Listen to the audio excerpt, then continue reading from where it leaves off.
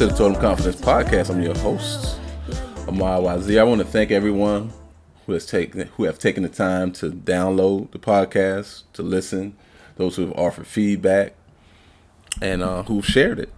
I greatly appreciate it. Today's episode is called The Heart.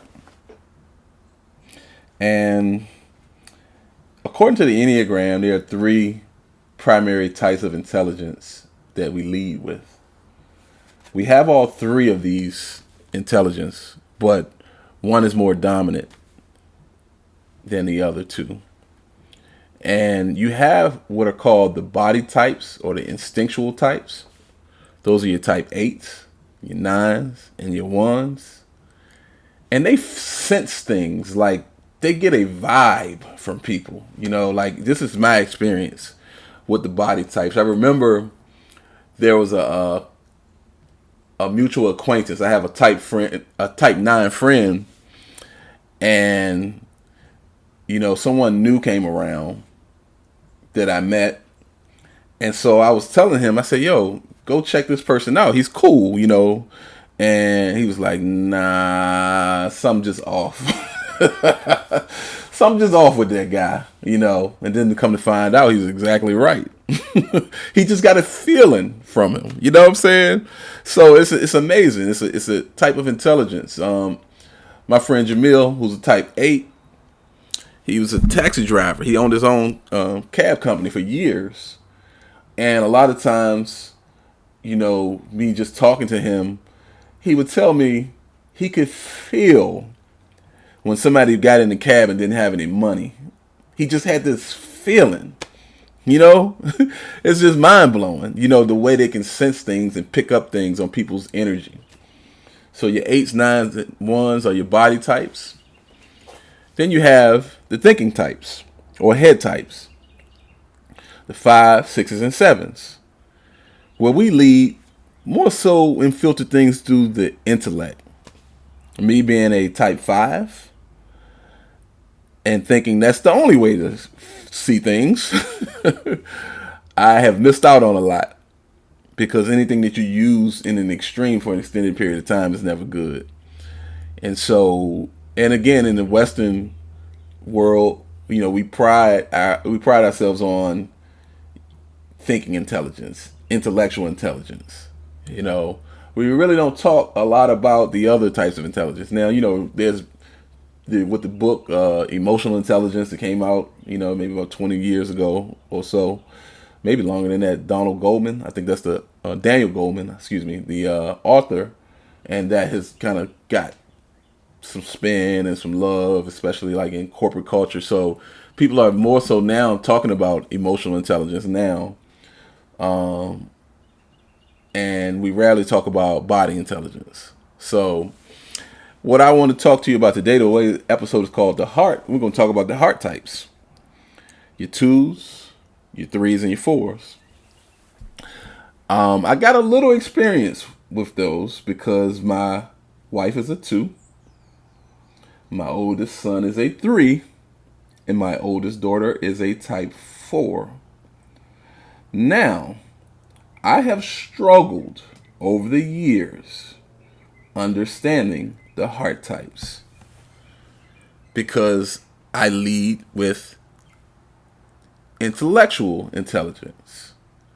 And because I do, if something doesn't make quote unquote rational sense to me, I've had a way of just kind of invalidating those things. And, it's not good, because we all see the world differently. And, even the word, when we call somebody emotional, there's a negative connotation to that. Don't get me wrong, anything used in extreme, if you're overly emotional to the point where it just completely, alters your perception of reality, yeah. But there's still some validity to intellectual intelligence, and so I want to talk about the heart types. And this is a challenge for me because, again, we possess all three. And 5, 6s, and 7s, we, you know, we're preoccupied with fear. Okay. Now, again, all types have fears, but the 5, 6s, and 7s, we're, that fear. And a lot of times we feel that our intellect will keep us safe. And so it's become kind of a protection for me, or pseudo protection from me, because it's protecting me from connection. You don't need protection from connection if it's nobody doesn't mean you any harm. And so the 2s, 3s, and 4s are heart types. And I'll start with the type 2. I've got a couple of significant 2s in my life. I believe my mother was a type 2. May Allah be pleased with her. My oldest sister, Tanja, is a type 2. My wife is a type 2. And I got some other type 2s I work with. And so the key desire, and I'm going to be referring to this book called The Enneagram and You by Gina Gomez. Kind of using this as a launching pad and then kind of give you some personal experience, okay? So I don't want to get too intellectual again in my head, because that's my comfort zone. I want to kind of speak from the heart. So the type 2 is called the nurturer, the giver. Some people call them the helper. Their key desire is to be loved and needed by others and to feel indispensable. Now, again, these personality types are formed. Some people say they're prenatal. Some people say they're part of our early environment. But we adopt these personalities as a way to feel safe. As children, we don't have any defense, We're totally at the mercy of our environment. And so the way the type 2 gets those needs met to feel secure is they make themselves feel indispensable. Do you need anything? Can I do something for you? And while that is beautiful, there's an underlying motivation behind that, is that they secretly hope that you would do the same with them. So it's not completely altruistic, if I'm saying that right. It's trying to get a need met. So if I become indispensable to you, if I fulfill what you need, then it's surely you'll tune into my needs. And that's not always the case. Some people have a blind spot to these things. I'm one. Like I completely have blind spots to hints sometimes and subtleties, and I miss things. And if someone is not very direct with me, I can totally miss it. I just take things on face value a lot of times when it comes to people's intentions. So the key fear of the type 2s have a fear of being unworthy of love. And so again, if I give you this, if I show you this love, then surely you'll love me back. Kind of like the trickle down economics thing of Ronald Reagan, right? Trickle down love. So the core values are love, thoughtfulness, focus on relationships and empathy for others. My wife, it's amazing to watch her in action. We could be at the grocery store and I could dip off and go to the bathroom. And next thing I know, she's in the produce section talking to another mother about the children, and the lady's just smiling, and she's got the lady laughing, and they're exchanging numbers, and she can sense a need with people. It's amazing to me. You don't even have to state. They just tune into a need. So she might see somebody having a hard time with their child and come in and offer, just support. My children's friends love Miss M, as they call her, because not only is she the mother of 9, I'm a father of 9. We have 9 children together, and meaning they're all both of ours. But the children's friends, that love extends to them as well. You know, she can sense the needs of people, man. It is beyond amazing to me. You don't even have to speak it. You know, she loves being a mother. I've never seen anybody that loves being a mother like that. And her focus a lot of times, or most times, is on other people and fulfilling other people's needs. You know, and while that is beautiful, each of these personality types is a way of us trying to get a need met ourselves. The hardest thing for type 2s, as much as they help other people, is to ask for help themselves. To ask someone to help them, and a lot of times they'll neglect their own needs in lieu of supporting other people, which can lead to resentment down the road because people will take and not give back. And so underlying is this hope that I've done all this for you and this is how you repay me. Okay. Strengths are they're generous, empathetic, warm-hearted, unconditional love, altruistic, and helpful. You'll see a lot of type 2s in office settings. They're the ones who are bringing the table for, if there's an event. They're the ones who are giving out snacks, and a lot of them will bring the Christmas tree inside the business or whatever, or the work environment, or snacks, and just doing something. They feel good by doing something. When people are in trouble, they grab you and they nurture you. Just this maternal instinct that kicks in. Now, there are male type 2s. I've met a few as well, but the majority of the type 2s I know are women. Okay. Their challenges, they can be possessive. They can be codependent. They can be prideful, people-pleasing, intrusive, manipulative, and self-serving. Okay. So, Helen Palmer, in her book, The Enneagram at Work and in Love, I say it backwards, but I believe that's the title. She talks about how type 2s, they have a hard time, like, looking at their dark side, because they come off as such just beautiful, loving people, and they are.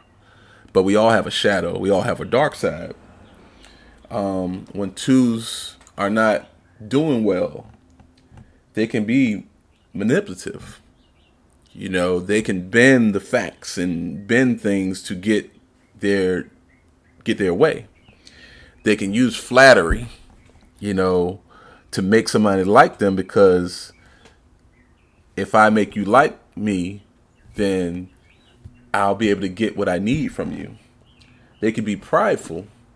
And pride, in this sense, is the fact of believing they're needed,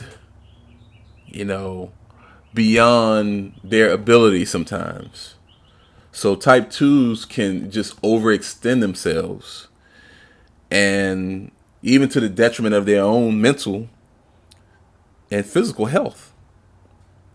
And so, but the pride of, I'm going to take care of your needs, I don't need anything, it often leads to negative results.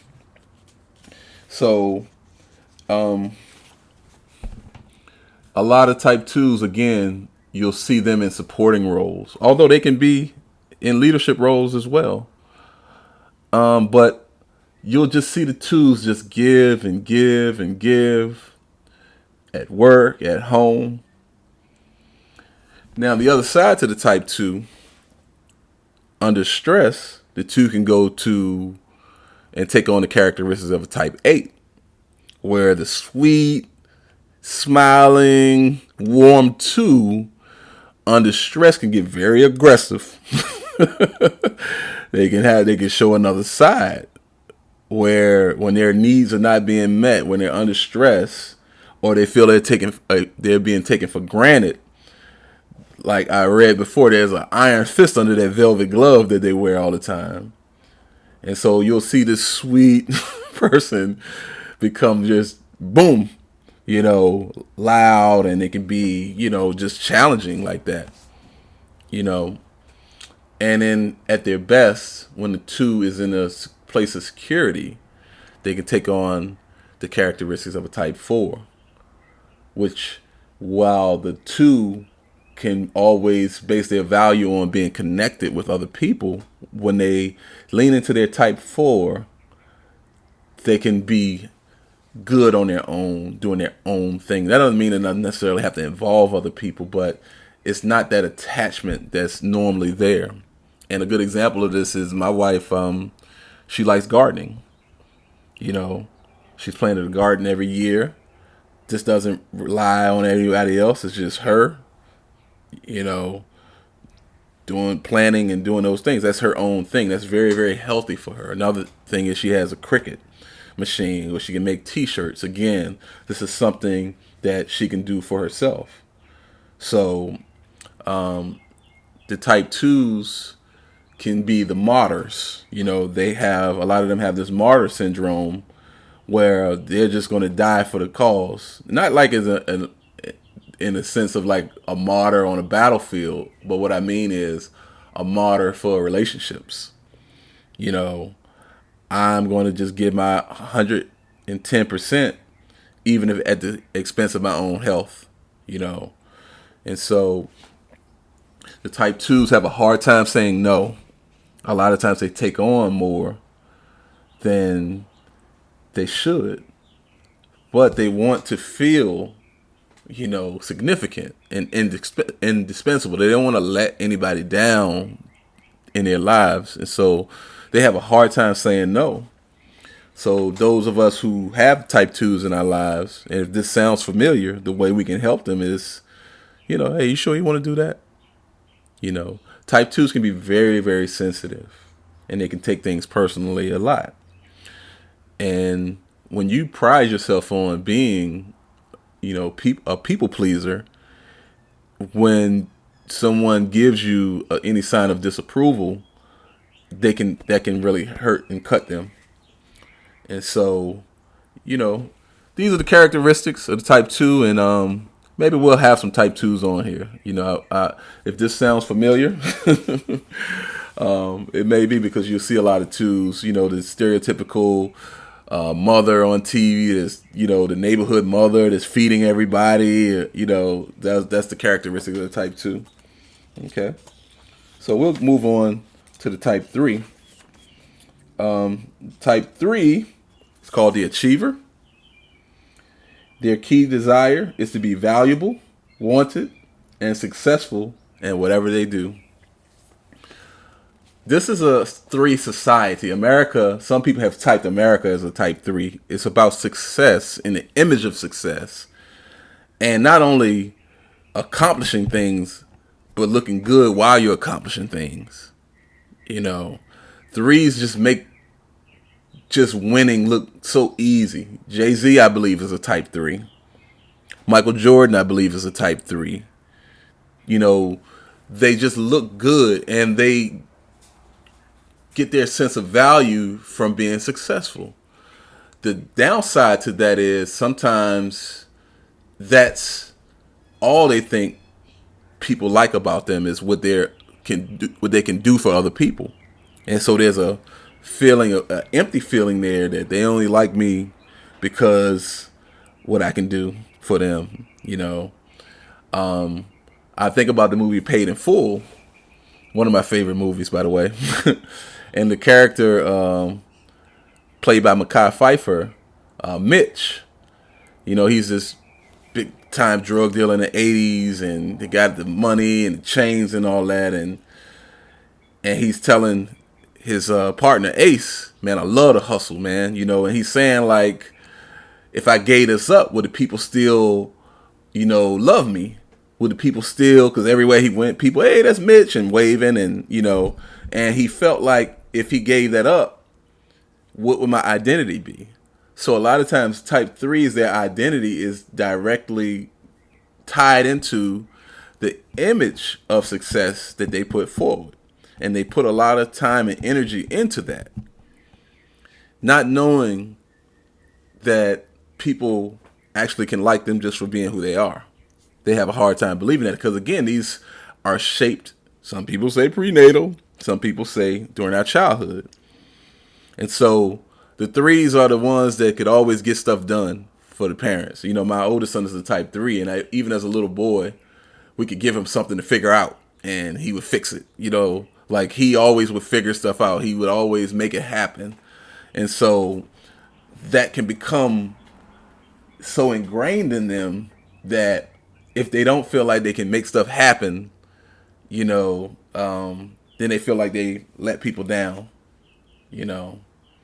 And so,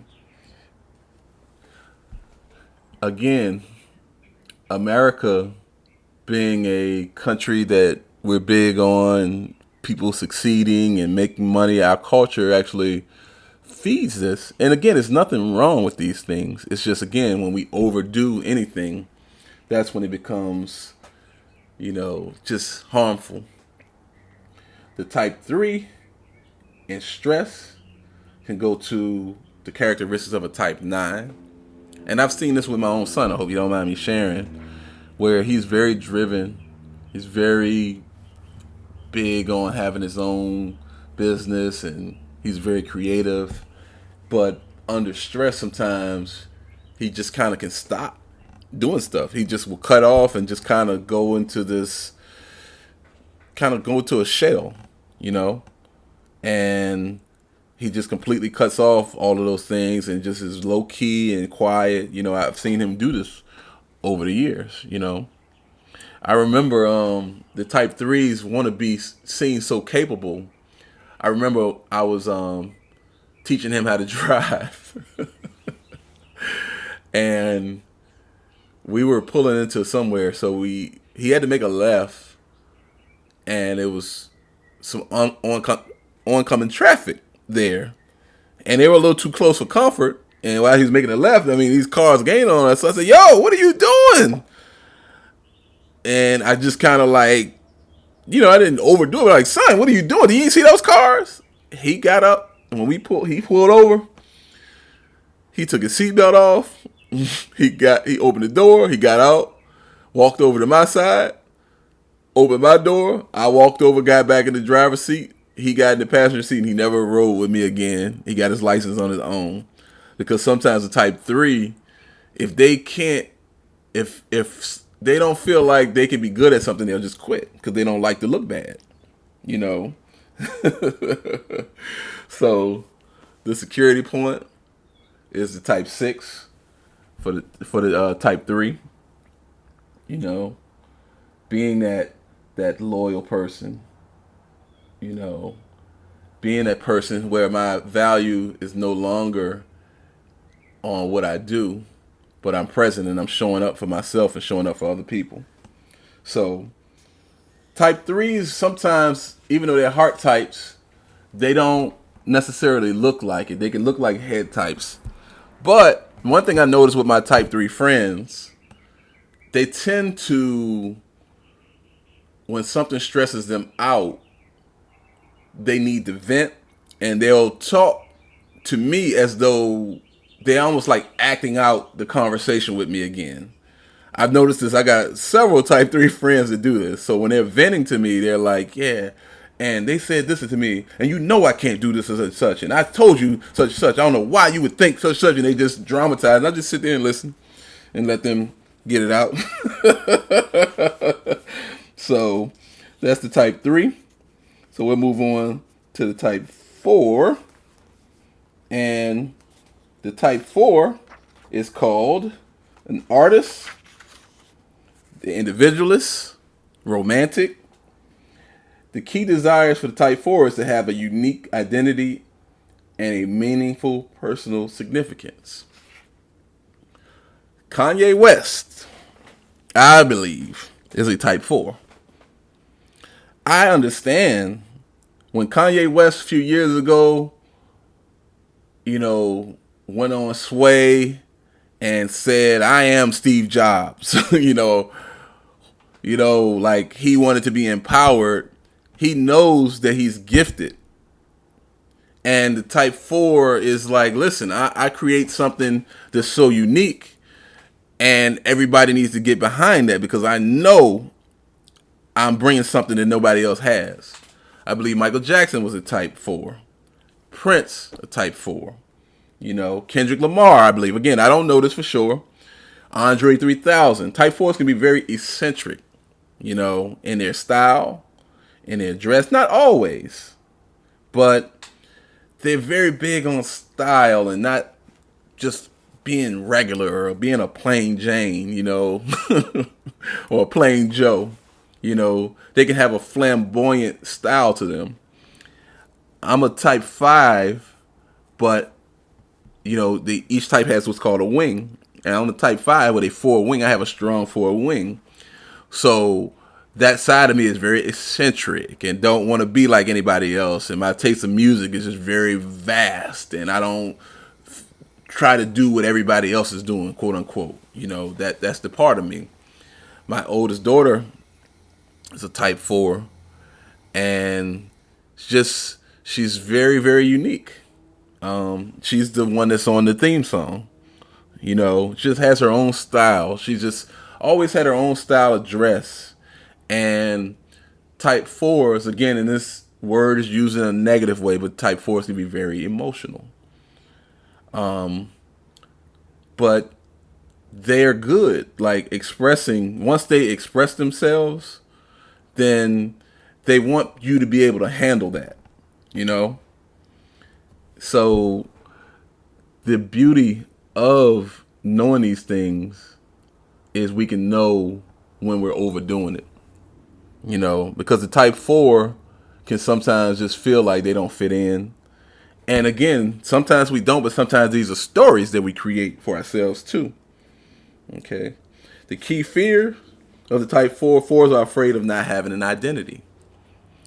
A lot of 4s struggle in the working world. They don't just want a mundane life. They don't just want to just fit in and sit at a cubicle. Now, they work jobs like everybody else, but it's just like, I don't want to lose my identity. I don't want to lose my uniqueness. I don't want to conform and be this cookie cutter person. So a lot of times they struggle in environments like that. They call for conformity. Core values: authenticity, romance, nonconformity, passion, self-awareness, originality and creativity, and self-expression. One thing I've heard this, and I can observe about type 4s, they can really handle and take on other people's emotions. Like if you're going through something, even if it's like really tragic, the type 4 is able to make space for you, And so that's one of the beautiful gifts of the 4s. Their strengths are they're self-aware, imaginative, expressive, and highly intuitive. They're very imaginative in the sense that they have this idealized self that this is what I'm going to be, and I could just hear my daughter now. My daughter has certain goals that she's been saying since she's a child, and that's how she sees herself, and that's the course that she's on. Okay. Type 4s, they don't want a normal, quote unquote, normal identity. They need to be able to do and move the way they need to move to express themselves uniquely. Challenges: highly sensitive, self-absorbed, temperamental, irrational, self-hating, envious, and dramatic. I'm very careful with this stuff because, again, the Enneagram shows a lot of our dark traits. And so, again, I go back to Kanye West. Highly sensitive, yeah. Self-absorbed, yeah. Temperamental, irrational, envious. And I keep referring to Kanye West. I believe Kanye West became a billionaire just because Jay-Z was. And Jay-Z didn't give him the support that he wanted. So, okay, you want to be a billionaire? Let me be a billionaire too. Type 4s in stress and go take on the characteristics of a type 2. And I've seen this with my daughter, where she just kind of puts her needs to the side and she just kind of conforms sometimes under stress, and just she drops what she wants to do and becomes also all of a sudden this supportive person to someone else's vision, someone else's dream, and but again, the type 2 doesn't give just to give. The type 2 gives to get. And so sometimes the type 4s, when they take on the characteristic of the type 2, they can give, but there's an expectation that this is paid back to them. And so insecurity, the type 4 will take on the characteristics of the type 1. And I've seen this too, where the type 4 who don't like structure and kind of wants the freedom to do what they want to do and move how they want to move, they can all of a sudden take on the characteristics of type 1 and be more organized, be more practical, be more concise in their thinking, as opposed to the fantasy self that the 4 would have. Sometimes they can lean into that type 1 under security, and they all of a sudden their goals are more in a practical sense. I'll say it like that.